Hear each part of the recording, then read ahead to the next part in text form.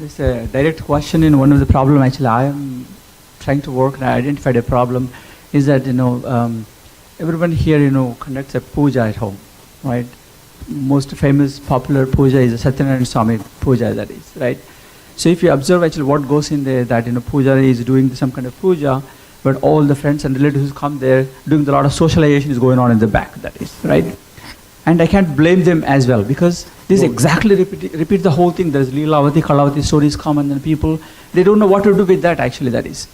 So I was thinking is that one way to modernize is that, yes, they can stick to their stories, whatever that is. Because you said that not to change from the Annamaya Kosha, Pranamaya Kosha, not to translate those one you said, right?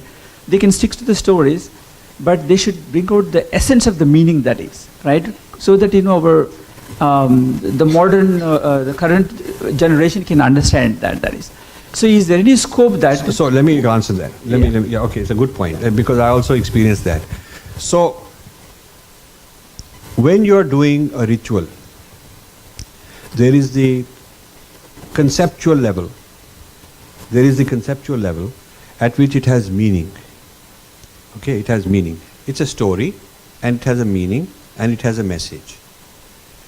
So that's one level. But there is an experiential level of the performer, which could be analogous to the dancer has an experience of the dance and the audience has a meaning. You see what I'm saying? They're different. The actual performer of the dance, the actual singer of this great rag is having an experience, is transforming that person's consciousness and giving the rasa. And there is another kind of experience that the observer is having. Conceptual, maybe it's also arousing some feelings and all that, rasa and all. Now, the ritual has an effect on the person, is meant to have an effect on the person doing it. Because he is enacting outwardly, if he's really trained in Tantra or in meditation, because pujas are all from Tantra derived. Tantra and puja are very similar. So if he's a Tantra practitioner, the puja is an external enactment of an inner process. So the process, again, like we're talking about pran and breathing is a relationship. There is a similar relationship between the inner puja, the inner ritual that you are doing when you are doing all that. And you're not supposed to be, chattering here, there, this, that. In a real correct sense, if you are yogis and you have achieved stillness and you have inner depth, everybody sitting around is supposed to be doing that process. So it is not like one guy is preaching and giving a sermon and teaching a message and others are listening. It is not an intellectual level transmission going on. It can be seen that way and you can get good metaphors and good morals out of it. That's only one level of the ceremony. But another level is a very much deeper, where you are actually transforming your own being by carrying this out. It's an inner transformation, which is what the ritual is supposed to do. Transform you so that as a result of that, you've gained some insight. Over a period of time, you become a better person. Your consciousness expands. People who perform this puja for a long time, they change as a person.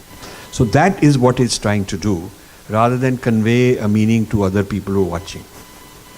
It's like when I go to the gym, I do something. Now, I could tell you what it means. You're watching, you're sitting there on a sofa eating popcorns and watching that this guy's muscle, this happens, this amino acid and this and that.